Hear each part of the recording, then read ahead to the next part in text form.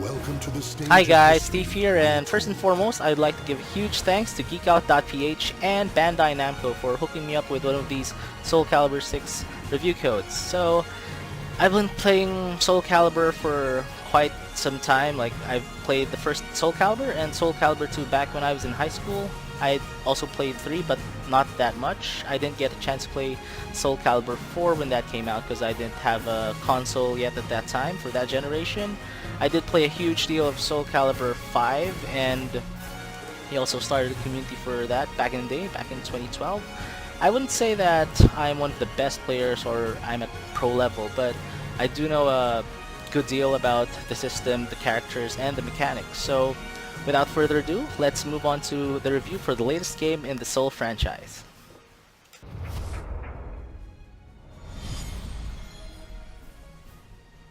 Soulcalibur VI.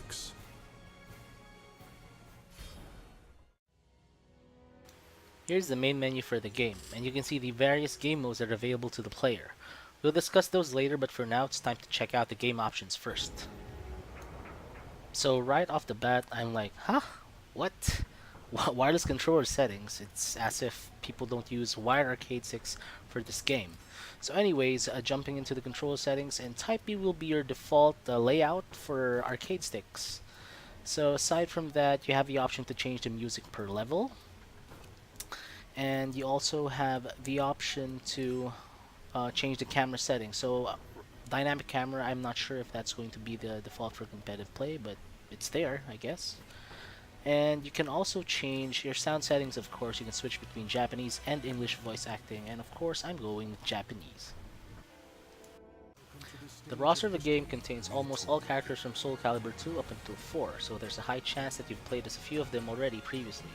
Some omissions from the older cast are Yun Sung and Hilde, whom I main on the older titles, as well as Cassandra and Setsuko. Hopefully they're added in as DLC.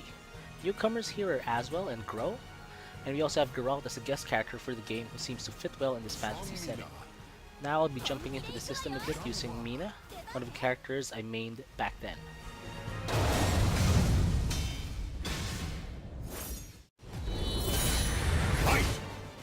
Movement here feels more fluid compared to the past few games. SE5 had a quick step mechanic that required a double tap for side dodging. Here you only need to tap once.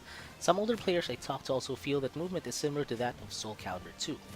The 8-way run mechanic is what defined the Soul franchise. This means freedom of movement in all 8 directions with a joystick when compared to other 3 titles. One of the things that eased me into the series back then was the fulfillment of performing simple combos. Unlike other games that require lots of joystick inputs or button inputs, this isn't the case. You can string together quite a few moves by pressing the different buttons in succession. You also can do other moves by tapping or holding the joystick, then doing your button press. If you're a returning player from one of the older games and are surprised that the moves don't come out quite as expected, then they may have changed the inputs for your character. This usually happens per new game in the series. It would be a good idea to check the move list for some of these changes. And while in training mode, you can have the moves demoed. So this will help you if you're new to the series and you want to learn the moves, or if you're a returning player and then you find something new.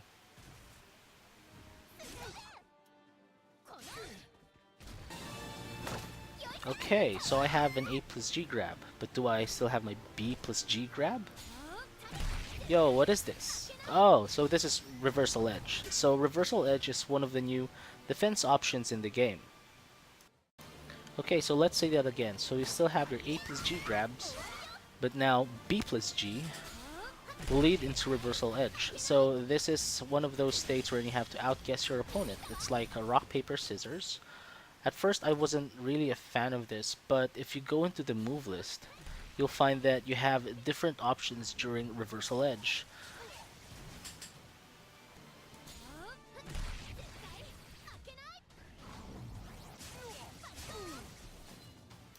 Now that there's only one grab in the game, you can now throw break with any attack button. It kinda lessens the strategy in the game for me since you don't need to guess which button you need to use for teching.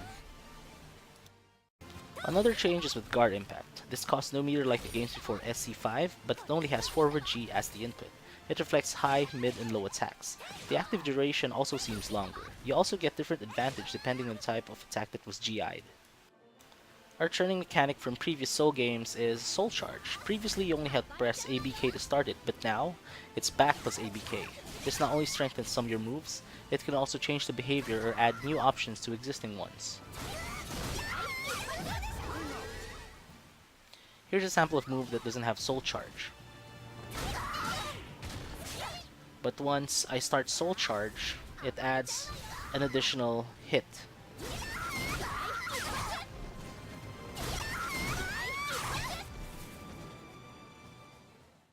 Another returning mechanic is Critical Edge. This started originally with Soul Edge or Soul Blade, but it also continued in Soulcalibur V, wherein you had to input 236, 236, ABK. But now you just press ABK and you are treated to a super move that can track on some occasions. You can also check out combat lessons for a whole lot of tips. It's like a complete FAQ or wiki regarding the game mechanics. There's a whole lot here, so you can't digest it all at once, but you have to spend a lot of time going through all these texts. So another great thing about this game is its support for legacy controllers. So here's a Hori Fighting Stick V3 for the PS3, still using its old PCB. So I'll be disconnecting my current controller first, then I'll be plugging this one in.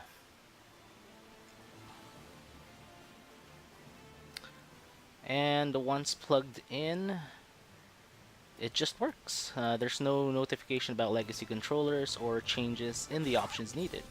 As you can see, it just works. It uses the same layout, so I didn't have to change anything. It's pretty responsive. So this is a really great option to have for people who still haven't upgraded their fight sticks.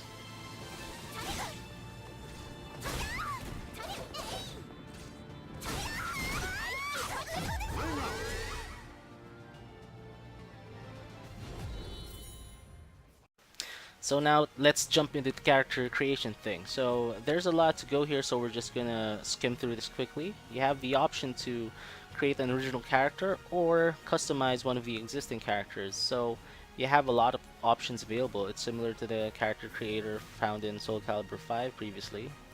And as you can see here, there are so many options. You can choose from preset clothes. You can actually choose to randomize as seen here. Then, aside from the current options available, if you avail of the Season Pass, you'll be entitled to like 100 more pieces of customization items. So you can actually use some of the costumes for the main characters in the game. So here I chose to dress her up using Ivy's clothing.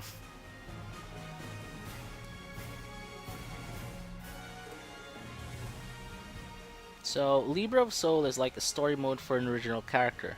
Here you have to create your own character first and select the fighting style based off one of the main game characters. So it's going to be a heavily text-based affair, like a visual novel with some fights that break out in between. So here's a sample fight with typical fodder characters. So currently I chose Shangwa style for this character. And once we're done, it's more text and story. Your soul surges in your body.